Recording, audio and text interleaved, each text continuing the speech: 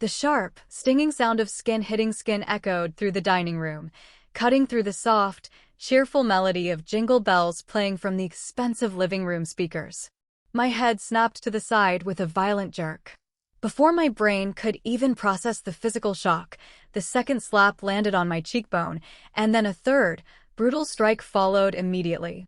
I felt the heavy, diamond-encrusted ring catch the corner of my mouth. The metallic, warm taste of blood instantly bloomed across my tongue. I stood there, frozen in time. Across the mahogany table, my mother-in-law, Greer, glared at me with a hatred so deep, so unfiltered, it made my stomach churn violently. She leaned in, her expensive perfume suffocating the air, her voice dropping into a venomous, terrifying hiss. "You are a gold digger. My son deserves better." Then, she turned her manic, furious gaze toward the corner of the room. She lifted a trembling, perfectly manicured finger and pointed straight at my 3-year-old daughter, Jovi. My little girl was clutching her stuffed reindeer to her chest, her tiny shoulders shaking, her wide brown eyes filled with pure, unadulterated terror. "Take that street rat and get out," Greer spat. A street rat. She looked at my sweet, innocent toddler, a child who shared her son's exact smile, and called her a street rat. In that split second, a fiery, blinding rage consumed every rational, polite thought I possessed. The very foundation of my marriage, the grueling 12 years of biting my tongue, smiling through thinly veiled insults and swallowing my pride to maintain a twisted version of family peace. All of it shattered right there on the polished hardwood floor of her ostentatious Ohio estate. If you have ever sat in a room full of people who share your last name, yet treat you like you are some sort of infectious disease, you know exactly how heavy the air feels in your lungs. You know the exact kind of nausea that twists your stomach when the people supposed to love your child view them as dirt. Please comment the word yes if you have ever been in this exact, heart-wrenching situation. But to truly understand how we ended up standing in a dead-silent dining room with blood trickling down my chin, you have to rewind exactly 2 hours. The evening had started the exact same way every single family gathering at Greer's house started, with suffocating tension masterfully disguised as festive cheer. We were gathered around a massive oak dining table that Greer had likely purchased for the sole purpose of bragging about its ridiculous price tag. There were 10 of us squeezed into the room, surrounded by towering centerpieces of fresh pine and imported winter roses. Bellamy, my sister-in-law, was holding court at the center of the table. She was swirling a glass of deep red wine, her wrists adorned with designer bracelets, bragging loudly about her upcoming ski vacation to Aspen. Bellamy ran a boutique public relations agency. At least, she loved to pretend she did. Beneath the designer clothes, the luxury SUV parked outside, and the constant name-dropping, Bellamy was drowning in a sea of toxic debt.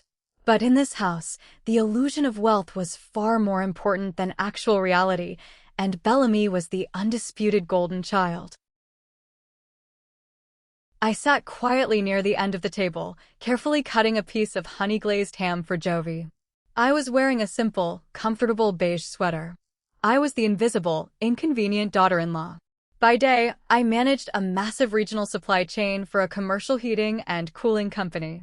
To Greer, I was just a glorified warehouse worker who pushed boxes around. She loved to tell her affluent country club friends, with a dismissive sigh, that I worked in the plumbing trade. What Greer did not know, and what I had purposely kept hidden, was the financial reality of my job. Managing the logistics of industrial HVAC systems for corporate high-rises brought in a salary of $280,000 a year. My husband, Hayes, made a fraction of that working as a middle school science teacher. Yet, we lived in a cramped, outdated, 2-bedroom apartment by choice. We drove 10-year-old sedans and clipped coupons. We did this because we were quietly hoarding our wealth for a massive, life-changing goal. Greer, naturally, viewed our modest lifestyle as undeniable proof of my lower-class roots, dragging her brilliant son down into a life of poverty. For 12 long years, I had quietly endured her personal museum of pain. The exhibits were permanently etched into my memory, playing on a loop whenever I walked through her front door. Exhibit A was my wedding day. I remembered the exact temperature of the room when Greer walked in holding a full glass of Merlot. She tripped, miraculously catching her balance, but somehow launching the entire glass of dark red wine down the back of my delicate lace gown right before the reception started. Her apology was a breezy, dismissive laugh. "Oh, honey, I am so sorry. But honestly, the fabric looked quite cheap anyway. It is better this way." Hayes had just stood there, holding a useless paper napkin, staring at the floor. Exhibit B was my 30th birthday dinner. We were at a high-end steakhouse. I had rushed straight from the distribution center because a major shipment had been delayed, forcing me to arrive wearing my company polo shirt with the corporate HVAC logo stitched brightly on the chest. Greer had looked me up and down, curled her lip in visible disgust, and immediately flagged down the hostess. She demanded we be moved to a table in the dark back corner near the kitchen doors so none of her acquaintances would accidentally see us. Exhibit C was every single social event we ever attended. I remembered the cadence of her voice when introducing us to her friends. She would place a loving hand on Hayes's shoulder, detailing his teaching awards and his noble dedication to education. Then, she would let her hand drop, wave vaguely in my direction, and say, "And this is his wife, Sutton." No title. No career mention. No warmth. Just an unfortunate, low-rent accessory her son had tragically picked up along the way. And for 12 years, Hayes's survival strategy was maddeningly simple: ignore it. Do not engage. Do not rock the boat. Just let mom be mom, because she means well. His constant, cowardly avoidance had effectively trained everyone in that house to view me as a convenient punching bag. If Hayes did not defend me, why should they respect me? I wiped Jovi's mouth with a napkin, taking a deep breath and trying to focus on the warmth of my daughter instead of Bellamy's endless, grating monologue about the thread count of Aspen hotel sheets. Jovi squirmed happily in her wooden high chair, reaching her tiny, sticky hand toward the small decorative Christmas tree placed on the credenza directly behind her. Her little fingers brushed against a cheap, glittery glass ornament shaped like a star. The star wobbled on the fragile pine needle. It slipped. It fell onto the thick, plush carpet with a dull, barely audible thud. It did not shatter. It did not even crack. But in Greer's house, the physical damage did not matter. The mere act of imperfection was a crime. The cheerful holiday conversation died instantly. The silence that fell over the dining table was thick, heavy, and suffocating. Every eye turned toward my 3-year-old daughter, and the air grew freezing cold. What happened next escalated faster than I could have ever imagined, pushing me to a breaking point I did not know I had. Bellamy let out a long, dramatic sigh, a sound perfectly engineered to draw maximum attention. She deliberately set her crystal wine glass down on the table, the sharp clink echoing in the silent room. She turned her head and looked at me with a patronizing, pitying smile that made my skin crawl. "You know, Sutton," Bellamy drawled, her voice dripping with fake, sugary concern.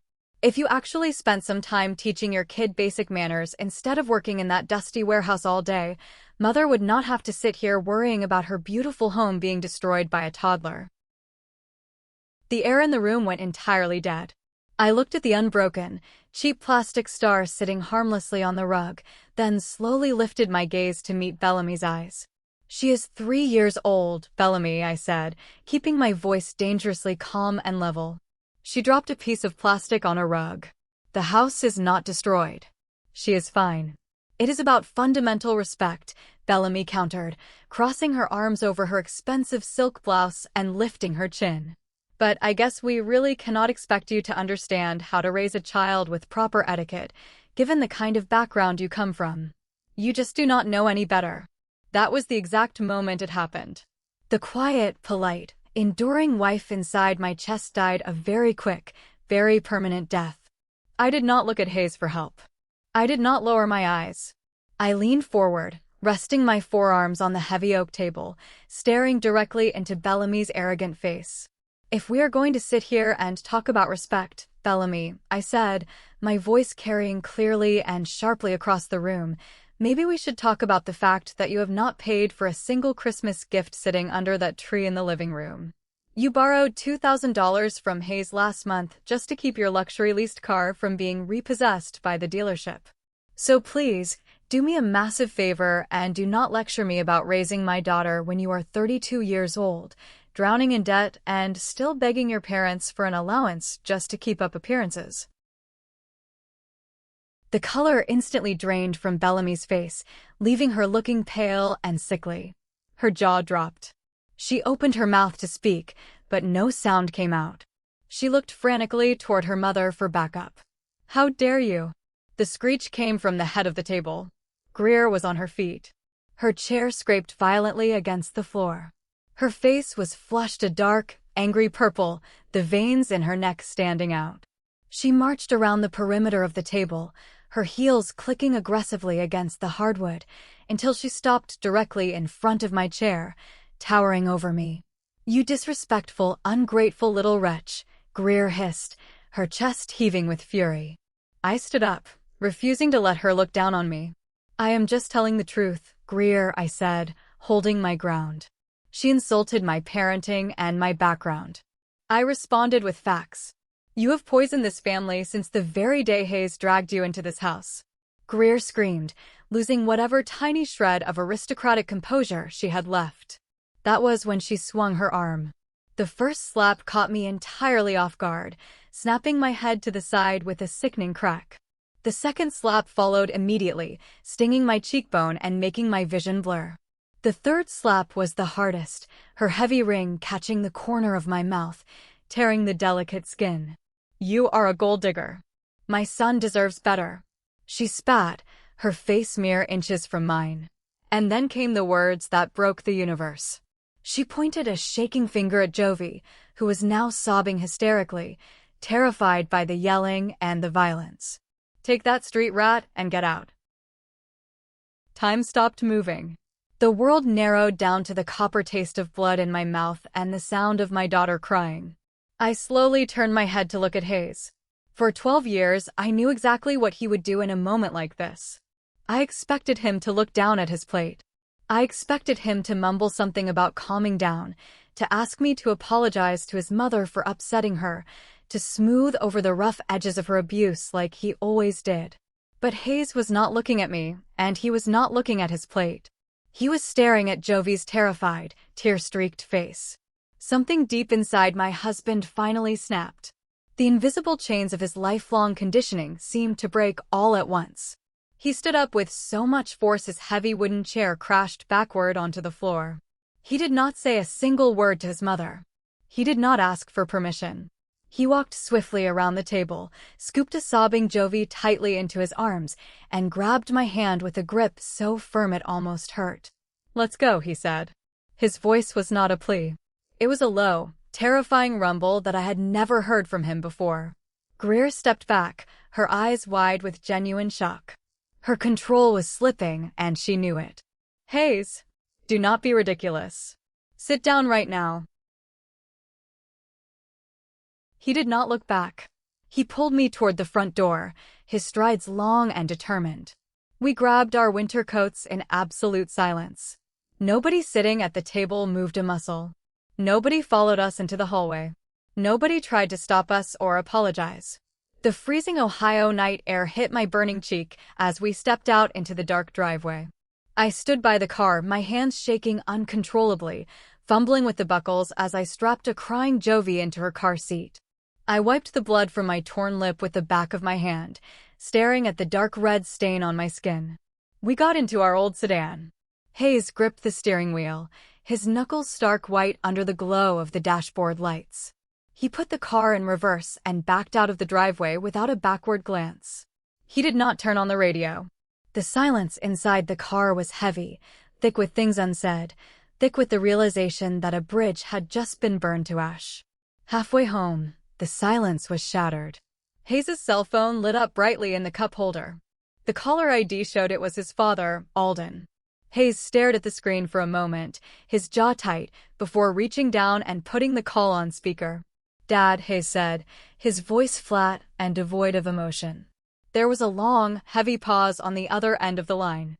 When Alden finally spoke, his voice was trembling. He sounded older, weaker, and more fragile than I had ever heard him in the 12 years I had known him. "Hayes," Alden whispered, the sound full of dread. "Your mother just found out." Hayes closed his eyes, gripping the steering wheel even tighter. "Found out what?" "The mortgage paper. The gift letter." "I left it sitting on the desk in my study," Alden stammered, his breathing shallow. "She went in there to find her reading glasses. She found the folder. She knows about the money, Hayes. She knows everything." The small cabin of our car suddenly felt like it was shrinking, the walls closing in on me. I stared at the side of Hayes's face, watching the streetlights cast long, frantic shadows across his pale, tense features. My lip throbbed with every beat of my heart. "What money?" I asked, my voice barely a whisper, trying not to startle Jovi, who was finally quietly sniffling in the back seat. "Hayes, what on earth is your dad talking about?" Hayes let out a long, ragged breath that sounded like a tire rapidly losing air. He reached down, disconnected the call without saying another word to his father, and kept his eyes glued to the dark, icy road ahead. "My dad sold that old hunting property up north, the one he inherited from my grandfather," Hayes began, his voice tight. "The sale officially closed last week." I knew about the property. It had been sitting empty and overgrown for decades, a forgotten piece of land nobody wanted to deal with. "And?" I prompted, my mind racing to connect the dots. "He did not want to wait to leave it to us in a will 20 years from now," Hayes explained. "He wanted us to have it while we were young enough to use it. But he split the proceeds secretly. He gave Bellamy $150,000. And he gave me the exact same amount." I blinked, staring at him as my brain tried to process the sheer volume of those numbers. $150,000. It was a massive, life-altering sum of money. But what confused me more than the money itself was the deep, terrified secrecy surrounding it. "Why would he keep a beautiful gift like that a secret from your mother?" I asked. Hayes let out a bitter, hollow laugh that lacked any real humor. "Because Mom desperately wanted all $300,000 to go directly to Bellamy. Bellamy's public relations business is completely going under. She is drowning in bad loans and missed payments. Mom firmly believes Bellamy is a misunderstood business genius who just needs a massive injection of capital to survive this temporary rough patch. Dad knew if Mom found out he gave me half of the money, she would lose her mind. She thinks we do not need it, or worse, she thinks you do not deserve a single penny of family money." The profound irony of the situation hit me like a runaway freight train. For 6 long years, Hayes and I had been ruthlessly hoarding our income. My substantial salary from the logistics company had gone straight into high-yield savings accounts, index funds, and aggressive investment portfolios. We drove 10-year-old cars with peeling paint. We lived in a cramped, outdated apartment with a kitchen from the 90s. We sacrificed vacations and luxury items. We did this because we were preparing to execute a massive goal, buying our dream home entirely in cash, bypassing the crippling interest rates of a 30-year mortgage. We had found that dream home exactly 2 months ago. It was a stunning $1.6 million brick estate located in Oakwood, a prestigious, gated community famous for its sprawling green lawns, private lakes, and extreme exclusivity. It was the exact, picturesque neighborhood Greer drove through on Sunday afternoons, staring out the window, dreaming of the day she could finally afford to live among the local elite. She had once applied to join the Oakwood Women's Garden Club and was humiliatingly rejected because her current address simply was not prestigious enough for their roster. We were exactly 72 hours away from officially closing on the Oakwood house. We had saved almost the entire amount through my income, but we were just slightly short of the final closing costs and emergency buffer we wanted. When Hayes confidently told me we magically had the final $150,000 we needed to close the gap without taking out a small mortgage, he lied to me. He told me it was a sudden payout from an old, aggressive mutual fund investment he had made years ago. I trusted him. I never questioned it. "You used your dad's secret inheritance money for the house closing," I said, the pieces of the puzzle violently snapping into place. Yes, Hayes admitted, his voice full of shame. It was the final puzzle piece. But because it is a massive cash transfer coming from an external account just days before closing, the title company and the underwriters needed a signed gift letter from Dad. A legal document stating the money was a pure gift and not an undisclosed loan that would affect our debt ratio. I printed the form out and gave it to him yesterday. He was supposed to sign it tonight and email it directly to Lachlan, our broker, first thing tomorrow morning. And your mother found the physical letter on his desk, I realized, feeling a cold, heavy dread wash over my body, settling deep into my bones. Yes, Hayes whispered. We pulled into our gloomy apartment complex, the stark contrast between our current reality and the Oakwood estate feeling heavier than ever. The moment I unbuckled my seatbelt, my cell phone vibrated violently in my purse. It was an urgent email from Lachlan, our real estate broker. I opened it, the bright screen illuminating the dark car, my eyes scanning the brief, panic-stricken text. Sutton, Hayes. We have a massive problem. Alden just called my personal cell phone, sounding extremely distressed and panicked. He told me to immediately halt all the paperwork. He says he cannot sign the gift letter under any circumstances. If we do not have certified proof of those funds cleared in the escrow account by Friday morning, the sellers are going to walk away from the table. They have a backup cash offer waiting in the wings. Please call me ASAP. I handed the glowing phone over to Hayes.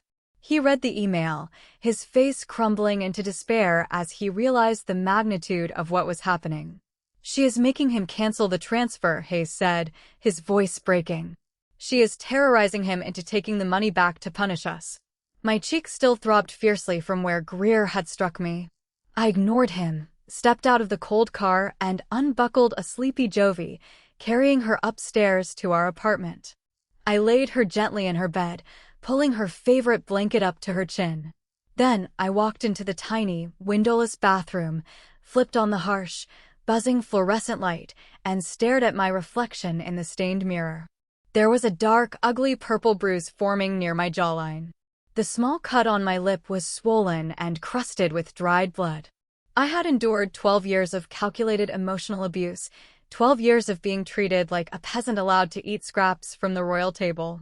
And tonight, it had finally escalated to raw, physical violence. And now, she was trying to destroy the home I had worked my entire adult life to build for my daughter, using financial blackmail to keep us in our place. I turned off the light and walked back into the living room. Hayes was sitting on the edge of the frayed sofa, his head buried deep in his hands, the picture of absolute defeat. She thinks she has won, I said, my voice eerily calm, devoid of any panic. She thinks pulling that money is going to leave us stranded, embarrassed, and begging for her mercy. Hayes looked up, his eyes red and wet with unshed tears. Sutton, I am so sorry. I should have told you the truth about the money. I was just trying to protect the deal. Before I could answer, before I could tell him exactly what I thought of his protection, my phone rang loudly on the coffee table. The caller ID flashed brightly in the dim room. It was Bellamy. I stared at the glowing screen as Bellamy's name flashed repeatedly. I reached out, hit the green accept button, put the phone on speaker, and tossed it back onto the scratched wooden coffee table. Well, Bellamy's voice oozed through the speaker, thick with malicious spite and a sickening sense of triumph. I hope you are enjoying your little roach-infested apartment, Sutton. Because thanks to your little stunt tonight, you are going to be stuck living there for a very, very long time. I crossed my arms over my chest, staring at the phone. What do you want, Bellamy? I asked, my voice steady. I just wanted to call and say congratulations, Bellamy sneered. You finally pushed Mother too far. Dad just called the bank and his lawyer. Your little real estate scam is officially over. Mother says you are a manipulative, greedy witch who brainwashed Hayes into stealing my money to fund your pathetic dreams. It was his inheritance, Bellamy, I replied, refusing to let her rile me up. Dad split the proceeds equally. It was his money to give. Oh, please, Bellamy scoffed, the sound sharp and grating. Do not act like you do not sit there and pull all of his strings behind closed doors. You think Mother does not know exactly how you control him? Just like you forced him to turn down Uncle Rick's generous job offer 8 years ago.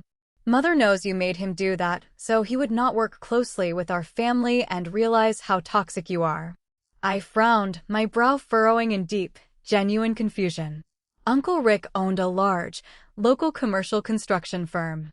Years ago, he had offered Hayes a management job overseeing job sites.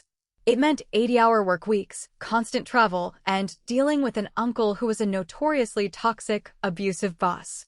Hayes had turned the job down because he deeply loved teaching middle school science and valued his weekends. I had literally nothing to do with that decision. I never told Hayes to turn down that job, I said, my eyes darting toward Hayes, who suddenly looked very small on the sofa. Right, Bellamy laughed, a cruel, sharp sound. Just like you didn't force him to reject Mother's offer to give you guys a down payment for a house back in 2020? Mother cried for days because you stubbornly refused her money. You are just a bitter, controlling, low-class nobody who wants to isolate my brother. My blood ran freezing cold. The room seemed to spin slightly. For years ago, Greer had grandly offered us $20,000 to put toward a house. But her condition was explicitly stated. She demanded a spare key and the right to drop by unannounced whenever she felt like it to inspect her investment. Hayes and I had discussed it privately, and Hayes was the one who vehemently, aggressively said no. He told me he could not handle the anxiety of her dropping in and criticizing our lives every day. I slowly looked up at Hayes. He was staring intensely at the floor, his face completely pale, his breathing shallow. He refused to meet my eyes. I am hanging up now, Bellamy, I said, my voice dangerously quiet. I tapped the screen to end the call, plunging the apartment back into a deathly silence. The only sound was the faint hum of the refrigerator in the kitchen. I walked over to the sofa and stood directly over Hayes, casting a long shadow over him. Look at me, I demanded. He slowly raised his head. He did not look like a husband. He looked like a frightened, guilty child caught in a lie. Did you tell your mother that I made you turn down Uncle Rick's job? I asked, spacing each word out carefully, my voice vibrating with a quiet, lethal anger. Hayes swallowed hard, his Adam's apple bobbing. I just told her you did not think it was a good fit for our schedule. I didn't want to tell her I hated Uncle Rick. She would have screamed at me for being ungrateful. I closed my eyes for a fraction of a second, feeling the floor shift beneath my feet. Did you tell her that I was the one who refused her down payment money 4 years ago? Tears welled up in his eyes, spilling over onto his cheeks. Sutton, please, you know exactly how she is. If I told her I didn't want her to have a key to our house, she would have thrown a massive tantrum. She would have screamed at me for weeks about how I was shutting my own mother out of my life. It was just easier to say you weren't comfortable with it. I was trying to protect myself. I was trying to keep the peace. The realization hit me with the devastating force of a physical blow. It was a profound, world-altering betrayal that cut deeper than any slap. Greer had not built her towering, monstrous hatred for me entirely on her own. My own husband had been quietly handing her the bricks for over a decade. For years, every single time Hayes wanted to set a healthy boundary, every time he wanted to say no, but was too much of a coward to face his mother's wrath, he used me as a human shield. He willingly let her believe I was the villain, the controlling wife isolating her precious, innocent son, while he played the helpless victim to keep her anger directed away from him. You coward, I whispered, stepping back from him as if he were carrying a highly contagious disease. You absolute coward. Sutton, please, Hayes begged, reaching a hand out toward me.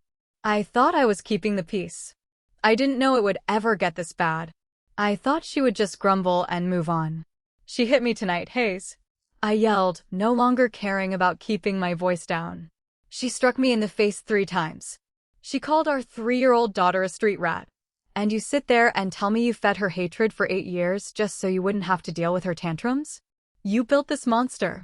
I turned on my heel, walked into our bedroom, and pulled a large canvas duffel bag from the top shelf of the closet. I opened my dresser and started throwing clothes into it indiscriminately. Sweaters, jeans, socks, whatever my hands touched. Hayes panicked, rushing into the bedroom and standing in the doorway, blocking my exit. What are you doing? Where are you going? Please, it is freezing outside. I am going to Merritt's house, I said, shoving my toiletry bag into the duffel. I am taking Jovi. I cannot look at your face right now without feeling sick to my stomach. Please don't leave me, he pleaded, his voice breaking into a sob. We can fix this. I will go to therapy. I will talk to her. I zipped the heavy bag shut with a sharp, aggressive yank and turned to face him, my eyes burning with unshed tears of rage. I am not leaving this marriage tonight, Hayes. But I am leaving this apartment. You have exactly 24 hours. I want you to sit down at the kitchen table with a pen and a notebook, and I want you to write down every single decision, every boundary, every no, that was yours, but you cowardly let your mother blame on me. If I do not have a complete, honest list by tomorrow night, I am calling a divorce attorney on Monday morning. I pushed past him, walked into Jovi's room, gently scooped my sleeping daughter into my arms, wrapped her in a thick blanket, and walked out the front door into the freezing night, leaving Hayes standing alone in the dark.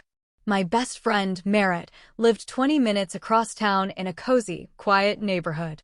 When I showed up on her front porch at midnight, holding a sleeping Jovi wrapped in a fleece blanket and sporting a visibly swollen, bruised lip, she did not ask a single question.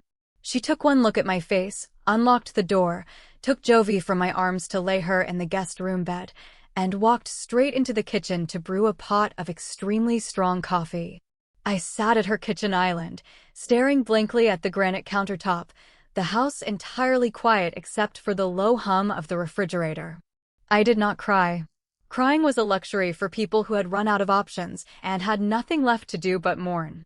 I was a logistics manager. My entire career was built on the foundation of fixing broken, catastrophic supply chains and finding alternate, efficient routes when the primary system unexpectedly failed. Greer thought she had brilliantly severed my supply line. She thought she had cut off my air supply by forcing Alden to pull that money. She was wrong. At exactly 7 o'clock the next morning, as the winter sun barely peeked over the horizon, I called Lachlan. Sutton, thank God you are awake, Lachlan answered on the first ring, his voice raspy and exhausted, clearly indicating he had not slept well. I have been trying to reach Alden again since 6, but he is sending all my calls straight to voicemail. The bank says the transfer is officially paused pending the gift letter. Stop calling him, Lachlan, I said, taking a slow sip of my black coffee. We do not need his signature. We do not need his money. Sutton, we are short $150,000, Lachlan said, his tone shifting to genuine panic. The sellers are not going to take an IOU or a promise. They want to close tomorrow. If we do not have certified proof of those funds cleared in the escrow account by Friday morning, the contract is void. They have a backup cash offer from a developer waiting in the wings. We will lose the house. I opened my laptop on Merritt's kitchen island and logged into my corporate employee portal. I am logging into my corporate profit-sharing and equity portal right now, I said smoothly, my fingers flying across the keyboard. I have accumulated stock options, performance bonuses, and deferred compensation over the last 4 years that I haven't touched because we didn't want to pay the capital gains tax yet. I am cashing them out today. There is a hefty penalty for early, expedited withdrawal, but it will easily cover the gap and leave us with plenty to spare for new furniture. I will wire the remaining balance directly to the title company's escrow account by 3 o'clock this afternoon. Lachlan was dead silent on the other end of the line for a full 10 seconds. You just have that kind of cash sitting around in a corporate account? Sutton, your husband told me you guys were scraping the absolute bottom of the barrel to make this purchase happen. He said this inheritance money was your only lifeline. My husband doesn't know exactly how much my company values my work, I replied coldly, clicking the final confirmation button to execute the stock sale. Just get the final closing documents ready for tomorrow morning. Plan B is a go. By noon, my personal cell phone started blowing up with notifications. The flying monkeys had officially been dispatched from the Wicked Witch's castle. Greer, realizing I had left Hayes the night before because Hayes had likely called her in a panic, had quickly spun a masterful narrative to the entire extended family. My phone was flooded with incoming text messages and voicemails. Aunt Clara texted, "You are tearing this family apart over a house. Give Bellamy her money back. You are ruining her business." Uncle Merrick left a voicemail. "I always knew you were a greedy snake, Sutton. Forcing Hayes to steal money from his own father while his sister struggles. You should be deeply ashamed of yourself." Cousin Tabitha texted, "Hope you're happy, psycho. Aunt Greer is having heart palpitations because of the stress you caused last night. Trash always shows its true colors eventually." I didn't reply to a single one of them. I simply took screenshots of the text messages and saved the audio files of the voicemails, placing them all into a specific, encrypted folder on my phone. They thought they were bullying me into submission, but in reality, they were just building my legal and moral arsenal for me. At 2 o'clock in the afternoon, Hayes called. I let the phone ring 3 times, letting him sweat, before I finally answered. "Sutton," his voice was hoarse and broken. "Do you have the list?" I asked, skipping any form of greeting. "Yes. It's 3 pages long, front and back," Hayes said, sniffing loudly. "I am so sorry, Sutton. Reading it all on paper, seeing what I let her do to you. I am so deeply sorry. Save the apologies for a judge if we end up there," I said. "What else? Why are you calling right now?" He hesitated, a long, shaky breath echoing through the speaker. "Mom called me an hour ago. She issued an ultimatum regarding the house money." I rolled my eyes, leaning back against the kitchen counter. "Of course she did. What is the ransom demand?" She said if you come over to her house tomorrow at noon, with Jovi, and get on your knees in her living room to apologize for disrespecting her and Bellamy, she will generously allow Dad to sign the gift letter for the house. If you don't show up and beg for forgiveness, she says she is cutting us off forever and ensuring we lose the house. A slow, icy smile spread across my bruised face. Greer was so utterly desperate to maintain her fragile illusion of power. She truly believed that $150,000 was a heavy steel leash she had wrapped tightly around my neck. She wanted to watch me crawl. She wanted to break my spirit and force me to sacrifice my daughter's worth for a down payment. "Tell her I accept her invitation to talk," I said. Hayes gasped, panic lacing his words. "What?" "No, Sutton, you can't. I won't let you apologize to her after she physically assaulted you. I won't allow it." "I didn't say I was going to apologize, Hayes," I replied, my tone razor-sharp and cold. "I said I accept the meeting. But we are not doing it at her house where she controls the environment. Tell her to meet us at the Oak Room downtown at 1 o'clock tomorrow afternoon. It is neutral territory.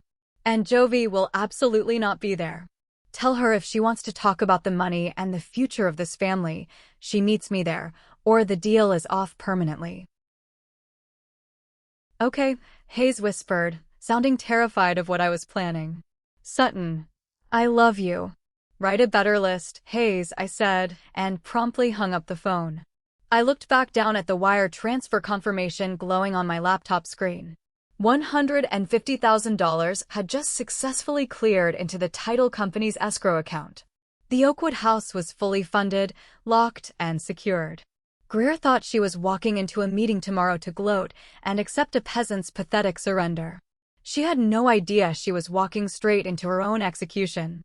Thank you for reading this far. If you have ever had to deal with a toxic family member trying to control your life with money, let me know in the comments. And if you are invested in seeing exactly how Sutton brings her mother-in-law down in public, don't forget to hit the like button and subscribe to the channel. Your support keeps these stories coming. The night dragged on, cold and unforgiving. I sat in Merritt's guest room, watching Jovi sleep peacefully, her chest rising and falling in a steady rhythm. The bruised skin around my mouth throbbed with a dull, constant ache, a physical reminder of the boundary that had been violently crossed. I was not planning on sleeping. My mind was already meticulously mapping out the logistics of the next 48 hours. Just before 8 o'clock in the morning, a soft, hesitant knock echoed through the quiet house. Merritt was in the shower, so I wrapped a thick cardigan over my shoulders and walked to the front door. I looked through the peephole and froze. Standing on the porch, shivering in the crisp morning air, was my father-in-law, Alden. I unlocked the door and pulled it open, my expression guarded. Alden looked terrible. He was wearing a wrinkled trench coat over pajamas, his sparse hair disheveled, and his eyes deeply bloodshot. He looked like a man who had not slept in days, carrying the weight of a collapsing world on his stooped shoulders. He looked up at me. His eyes immediately darted to the dark purple bruise blooming along my jaw and the swollen, crusted cut on my lip. A physical shudder ran through his entire body. He covered his mouth with a trembling hand, tears instantly welling up in his eyes. "Oh, Sutton," Alden whispered, his voice cracking into a broken sob. "I am so sorry. I am so profoundly sorry." I stepped aside, motioning for him to come in. I led him into the kitchen and poured him a mug of the coffee Merritt had left on the counter. He wrapped his shaking hands around the warm ceramic, staring down at the dark liquid as if he could not bear to look at my face again. "I know why you're here, Alden," I said quietly, taking a seat across from him. "Hayes told me about the money. He told me Greer found the gift letter and is forcing you to cancel the transfer to punish us. You do not need to explain or apologize for her anymore. I already handled it. We do not need your money to close on the house." Alden snapped his head up, confusion cutting through his grief. "You handled it? But the bank, the gap in the funds." "I funded it myself this morning," I replied, my voice steady and devoid of emotion. "We are closing tomorrow, just as planned. Greer has no leverage over my family anymore." Alden stared at me, his mouth slightly open, before a fresh wave of tears spilled over his cheeks. He let out a long, ragged exhale and slumped forward, resting his forehead on his hands. "Thank God," he wept.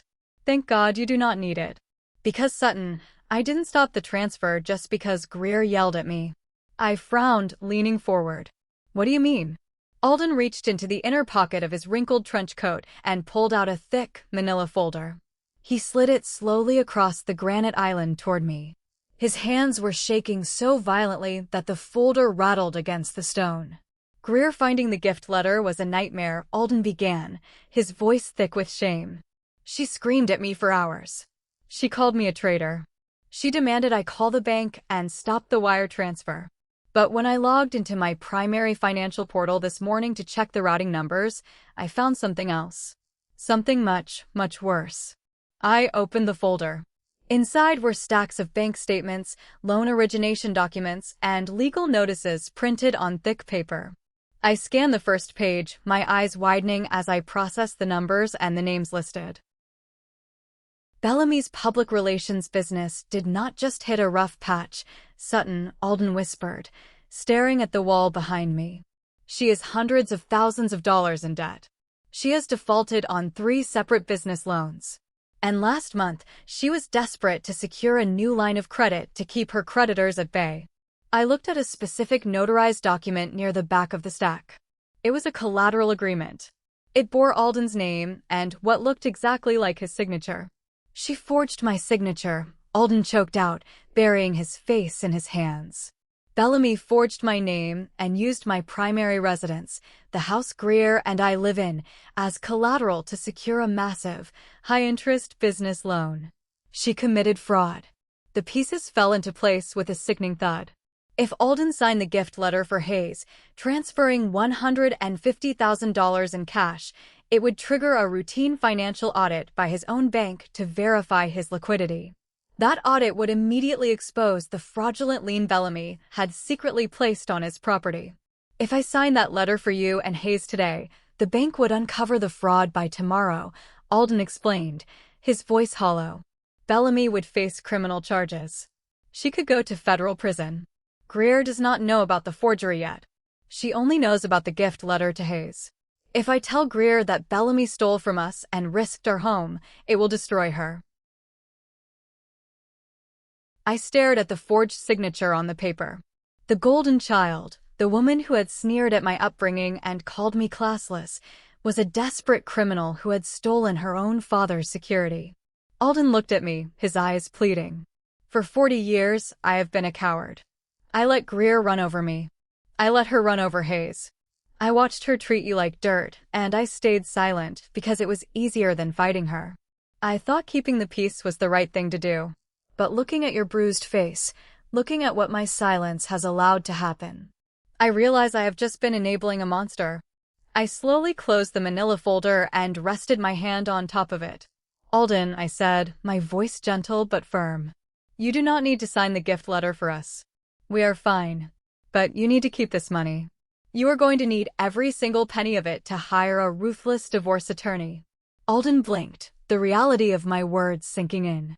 Tomorrow at 1 o'clock, I am meeting your wife and your daughter at the Oak Room downtown, I continued, my gaze locking onto his. I am going to end this 12-year nightmare. You can either stay home and continue to be a victim, or you can show up and finally stand up for yourself.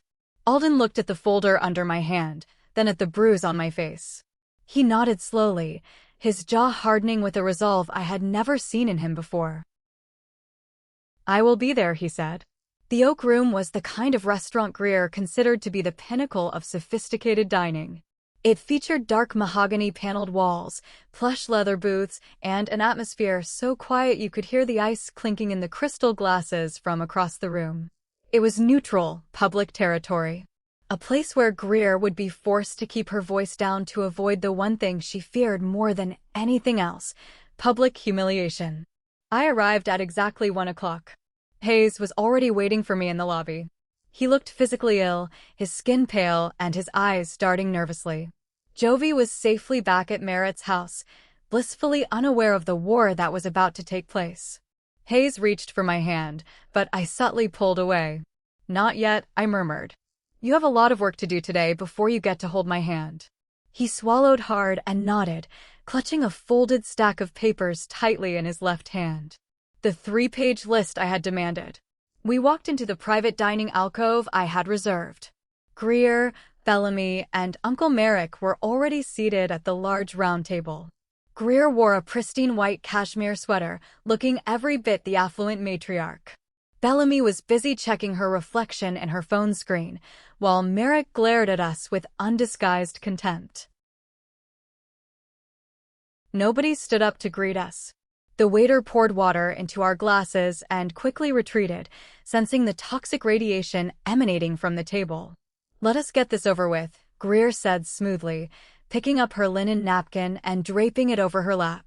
I am a very busy woman, and this whole melodramatic situation has been incredibly draining on my health. I sat down, folding my hands neatly on the table. I looked directly at Greer, letting the silence stretch until it became uncomfortable.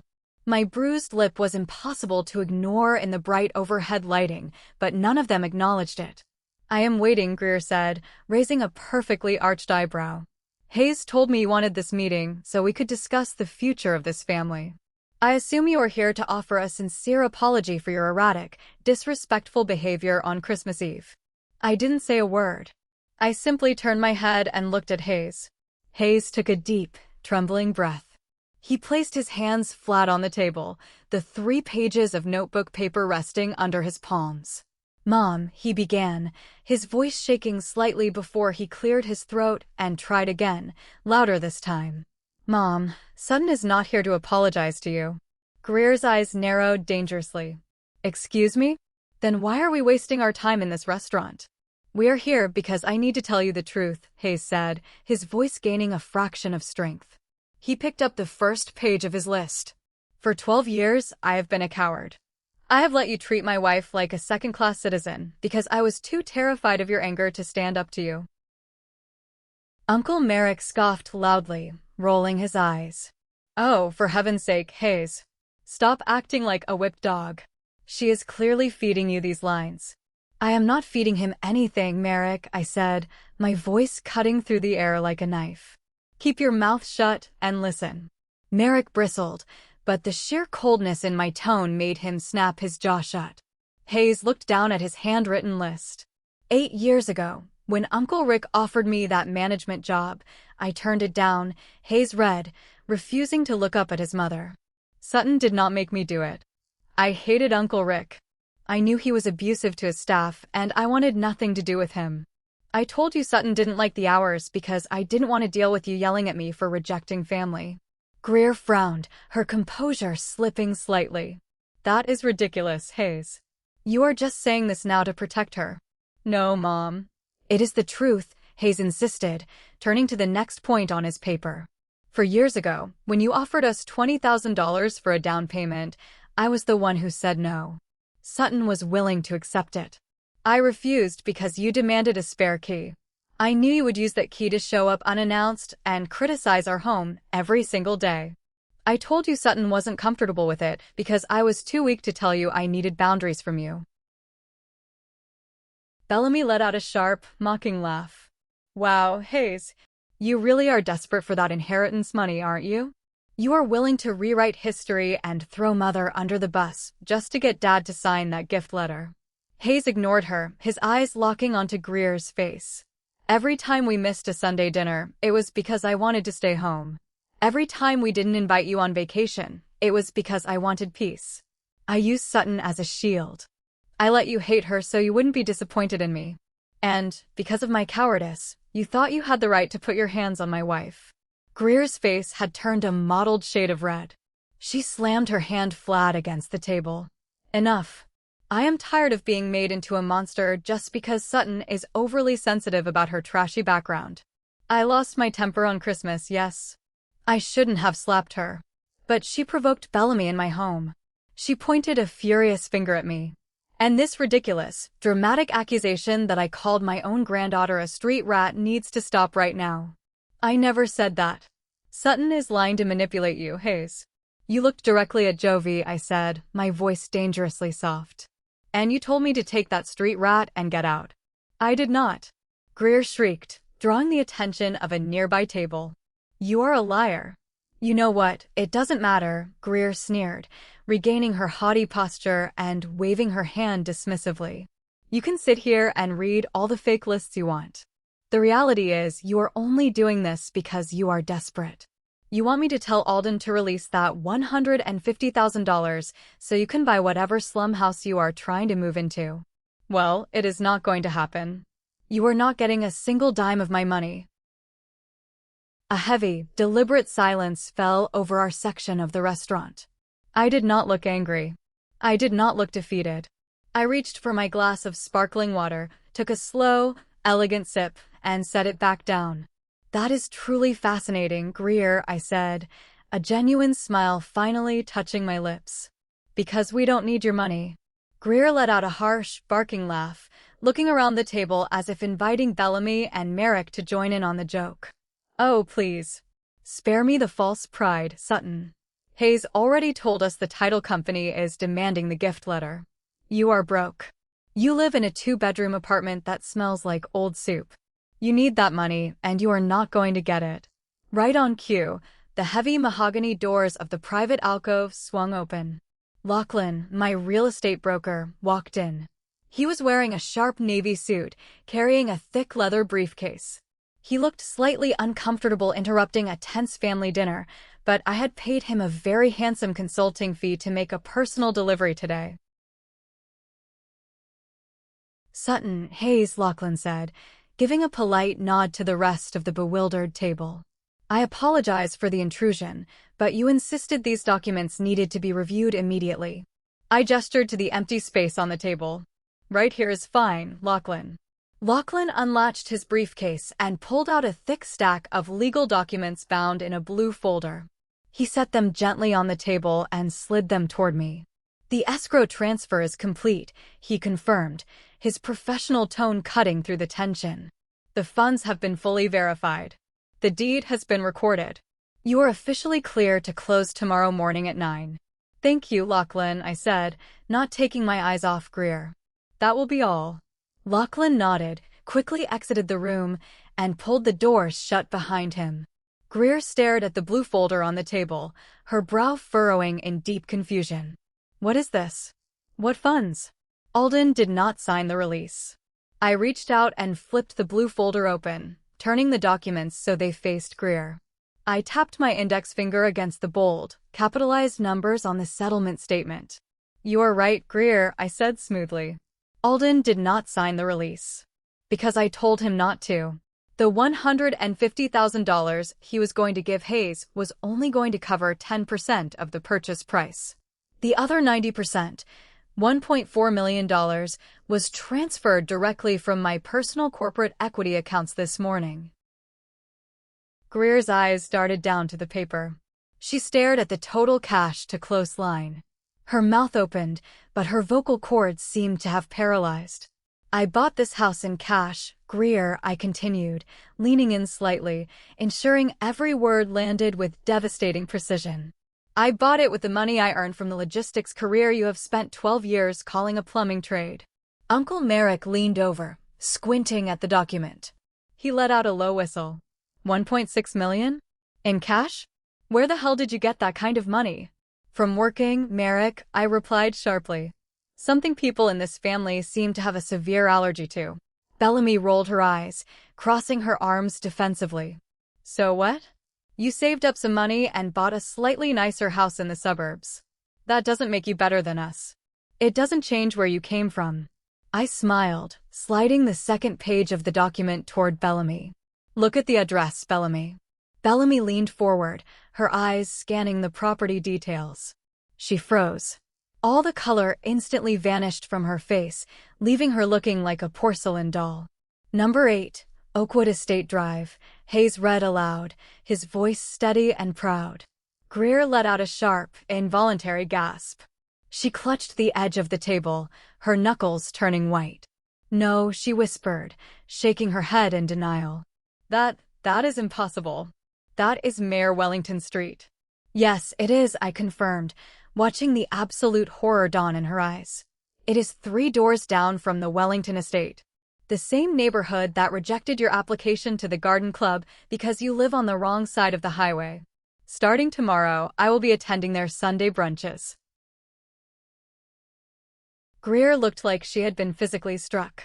The illusion of her superiority, the very foundation of her identity as the wealthy, upper-class matriarch looking down on the poor, trashy daughter-in-law, was disintegrating into dust right in front of her eyes. But I am not done, I said, reaching into my large tote bag. I pulled out the thick manila folder Alden had given me that morning. I tossed it onto the center of the table. It landed with a heavy, authoritative thud. What is that? Merrick asked, looking nervous for the first time. Bellamy stared at the manila folder. A look of sheer, unadulterated panic flashed across her face. She reached out, trying to grab it, but I slapped my hand down on top of it, pinning it to the table. This, I said, looking directly at Bellamy, is a detailed record of exactly why you desperately needed that $150,000 from your father. Greer frowned, looking back and forth between me and her daughter. Bellamy? What is she talking about? I opened the folder and pulled out the collateral agreement. Bellamy is currently drowning in over $400,000 of high-interest business debt, Greer. Her PR agency is a complete failure. And last month, when the banks refused to lend her another dime, she forged Alden's signature on a loan application. Merrick gasped loudly. No, Bellamy shrieked, standing up so fast her chair almost tipped over. She is lying. Mom, she is lying to frame me. I slid the forged document toward Greer. She used your primary residence as collateral for a massive loan, Greer. She put a lien on your house. If Alden had signed that gift letter for Hayes, it would have triggered an immediate financial audit, and the bank would have discovered the fraud today. Bellamy didn't want the inheritance money to save her business. She wanted it to pay off the fraudulent loan before you and the authorities found out she mortgaged your house out from under you. Greer stared at the signature on the paper. Her hands began to shake violently. She looked up at Bellamy, who was now hyperventilating, tears streaming down her face, her carefully constructed facade utterly destroyed. Bellamy? Greer whispered, her voice cracking. Tell me this is a lie. Tell me you did not risk my home. Bellamy opened her mouth, but she just let out a loud, ugly sob, burying her face in her hands. Greer clutched her chest, her breathing becoming shallow and erratic.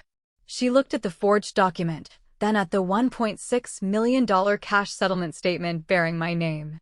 The realization that her golden child was a desperate criminal and her despised scapegoat was a millionaire moving into the neighborhood of her dreams was too much for her fragile ego to process. The silence in the private dining room was no longer just heavy. It was suffocating, toxic, and utterly final. Uncle Merrick, who had spent the last 24 hours leaving me vile voicemails calling me a greedy snake, was now staring at his hands, entirely mute. The flying monkeys had lost their script. Greer was still clutching the fabric of her white cashmere sweater over her chest. She looked physically diminished, as if the air had been let out of her. She stared at Bellamy, who was weeping loudly into her hands, ruining her expensive makeup. Just then, the doors to the alcove opened one last time. Alden walked in. He was no longer wearing his pajamas and wrinkled trench coat. He had showered, shaved, and put on a clean suit. He stood taller than I had ever seen him. He walked over to the table and stood behind an empty chair, looking down at his wife and his daughter. "Alden," Greer gasped, reaching a trembling hand out toward him. "Tell me this isn't true. Tell me she didn't forge your name." Alden looked at Greer, his expression hardened by decades of suppressed resentment. "It is true, Greer. I found the bank notifications this morning. She stole from us. She risked the roof over our heads to fund a lifestyle she could not afford, largely because you constantly pressured her to maintain a ridiculous image." "Dad, please," Bellamy sobbed, reaching out toward him. "I was going to pay it back. I just needed a little more time. The inheritance money was going to cover the principal." "You committed a felony, Bellamy," Alden said, his voice cold and unwavering. "I spent the entire morning on the phone with my attorney and the fraud department at the bank. I have officially frozen all of our joint accounts." Greer's head snapped up. "You did what?" "I froze the accounts, Greer," Alden repeated. "You no longer have access to the retirement funds or the savings. I am moving into an extended stay hotel this afternoon. And Bellamy, you have exactly 48 hours to sell your luxury SUV and liquidate whatever remaining assets you have in that fake agency of yours to pay down this fraudulent lien. If you do not, I will personally hand the evidence over to the police and press charges for forgery." "You cannot do this," Greer shrieked, the panic finally overriding her shock. "Alden, you are embarrassing us in front of her." She pointed a shaking finger at me. Alden looked at me, then at Hayes. He turned back to Greer. "The only person who should be embarrassed in this room is you, Greer. You physically assaulted the mother of your grandchild. You called a 3-year-old child a street rat because you are so consumed by your own twisted delusions of grandeur." Greer's eyes darted frantically around the room. She realized her empire was in ashes. Her husband was leaving her. Her daughter was facing criminal charges. And the woman she had abused for 12 years held the ultimate financial and social high ground. In a desperate, pathetic attempt to salvage some semblance of power, Greer turned to me. She forced a stiff, unnatural smile onto her face. The sight of it made my skin crawl. "Sutton," Greer began, her voice trembling as she tried to adopt a tone of motherly affection. Perhaps things got a little out of hand on Christmas. We were all very stressed. But clearly, you and Hayes have done very well for yourselves. Oakwood is a lovely community. I am sure, with time, we can put this ugly misunderstanding behind us. Family is family, after all. I would love to come see the new house once you are settled." I stared at her, marveling at the sheer, unadulterated audacity of a true narcissist. Even now, facing absolute ruin, her priority was securing an invitation to a mansion in Oakwood so she could brag to her friends. I slowly stood up from the table. I picked up my purse and slung it over my shoulder. I leaned across the mahogany table, looking directly into Greer's desperate, panicked eyes. "I am going to make this incredibly simple for you, Greer," I said, my voice echoing clearly in the silent room. "You hit me 3 times. You called my innocent daughter garbage. From this second forward, you do not exist to me, and you do not exist to Jovi. You will never set foot in my home. You will never see my daughter again. You do not have the right to decide who belongs in this family anymore. You are officially evicted from my life." Greer's mouth opened and closed like a fish suffocating on dry land. I turned to Hayes. He was standing up, looking at his mother with a mixture of pity and finality. He had handed over his 3-page list. He had stood his ground. He had finally chosen his real family. "Let's go home," I said to my husband. We turned and walked toward the heavy wooden doors. As Hayes pulled the door open, Greer let out a sudden, piercing wail, the sound of a woman realizing she was entirely alone in a mess of her own making.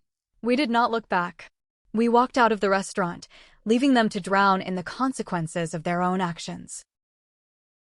The next morning, at exactly 9 o'clock, I sat in a sunlit conference room at the title company. The air smelled like fresh coffee and expensive leather. Hayes sat beside me, holding my hand tightly as the escrow officer slid the final, heavy stack of documents across the polished table. I signed my name 27 times. I counted every single one. With each stroke of the pen, I felt a heavy, suffocating layer of the past 12 years lifting off my chest.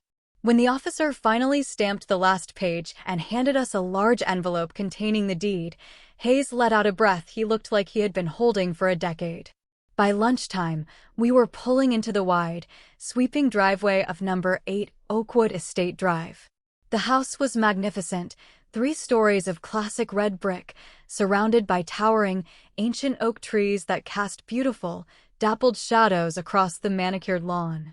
We had picked Jovi up from Merritt's house on the way. The moment Hayes unbuckled her from her car seat, she hit the ground running. She sprinted across the thick green grass, her laughter echoing brightly in the crisp air.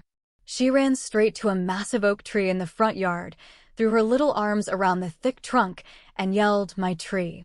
Hayes and I stood on the driveway, watching her. For the first time in our entire marriage, there was no looming cloud of anxiety. There was no impending phone call from Greer to criticize our choices. There was no fear of Bellamy dropping by to mock our furniture. There was just us and a house made of brick and quiet strength. Later that afternoon, Hayes returned from the local hardware store. He walked into our massive, echoing kitchen, holding a small metal ring with 3 shiny new house keys. He handed the first key to me. He slid the second key onto his own keychain. Then he held up the third key, the spare. I looked at it, the memory of 4 years ago flashing in my mind, Greer demanding a key in exchange for her conditional, toxic financial help. I watched Hayes's face carefully, wondering if the old habits of guilt and obligation would creep back into his mind. Hayes looked at the shiny brass key. He walked over to the kitchen island, opened the drawer designated for random junk, and then stopped. He shook his head. He turned around, walked over to the stainless steel trash can, stepped on the pedal, and dropped the third key directly into the garbage. "There are no exceptions anymore," he said quietly, looking at me with absolute certainty. "No one gets access to us unless they earn it." The aftermath of the restaurant confrontation rippled through the family over the next several months, fundamentally altering the landscape of our lives. Alden stayed true to his word. He finalized a legal separation from Greer and forced the sale of their large, ostentatious house to cover the fraudulent lien Bellamy had created. Greer was forced to downsize drastically, moving into a small, unremarkable 2-bedroom condo on the far side of town. The transition destroyed her socially. In her affluent circles, rumors of financial ruin and fraud were unforgivable sins. Her country club friends stopped returning her calls. She was entirely ostracized from the elite society she had sacrificed everything to impress. Bellamy's PR agency officially filed for bankruptcy. With her father refusing to bail her out and her luxury SUV repossessed by the dealership, she was forced to take a minimum wage job working the perfume counter at a local department store just to pay her basic rent. The golden child's crown had fallen straight into the mud, and there was no one left to pick it up for her. Hayes started attending intense individual therapy twice a week. Unlearning 12 years of deep-seated avoidance and cowardice was not an overnight process.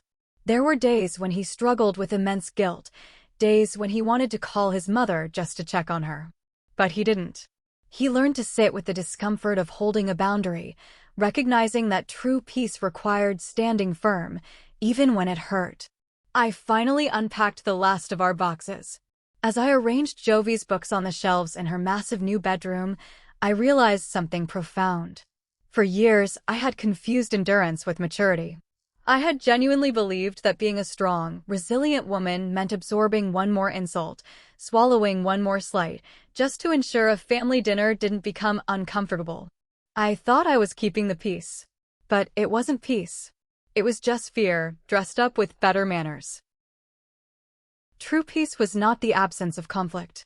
True peace was the absolute certainty that the walls of your home were secure, that the people inside it were safe, and that you had the power to lock the door against anyone who tried to bring their poison inside. It has been nearly a year since we moved into Oakwood. We have not seen or spoken to Greer since the day we walked out of that restaurant. But toxic people rarely disappear quietly into the night. They simply wait for a new angle of attack. Last Tuesday, I walked out to our mailbox and found a thick, cream-colored envelope bearing Greer's unmistakable, looping handwriting.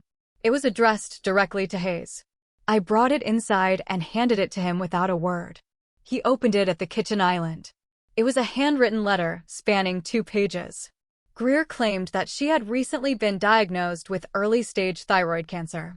She wrote extensively about how her illness had given her a new perspective on life, how much she missed her son, and how she was allegedly a changed woman. But the real hook was in the final paragraph. She begged Hayes to let her see Jovi. She wrote that she wanted to look her granddaughter in the eyes one last time before she went into surgery, just in case something went wrong. She pleaded for grace and forgiveness in the face of a medical emergency. Hayes read the letter twice. I watched the familiar conflict war in his eyes. The guilt of a son facing his mother's mortality, battling against the painful memories of the abuse she had inflicted on his wife and child. He set the letter down on the granite counter and looked at me, completely torn.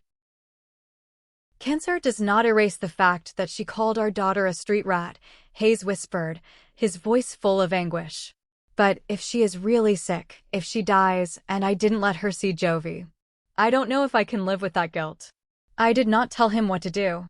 I told him it was his mother, and ultimately, it was a boundary he had to navigate for himself, as long as Jovi's emotional safety remained the absolute priority. This brings me to the dilemma we are currently facing and why I wanted to share this story with all of you today. If you have ever dealt with a narcissistic family member who suddenly uses a severe illness as a key to unlock a door you permanently nailed shut, how did you handle it? Should Hayes allow a woman who physically assaulted me and verbally degraded our child back into our lives, even for a brief supervised visit, just because she is sick? Or is a boundary absolute, regardless of a medical diagnosis? Does illness excuse a history of abuse? Please tell me what you think in the comments below. We are reading every single one of your opinions to help us navigate this. Thank you so much for listening to my story. If you found this experience relatable, or if you want to support the channel and hear more incredible, crazy family dramas just like this one, please hit the like button and subscribe to the channel. Turn on the notification bell so you never miss an update. Stay strong, protect your peace, and I will see you in the next story.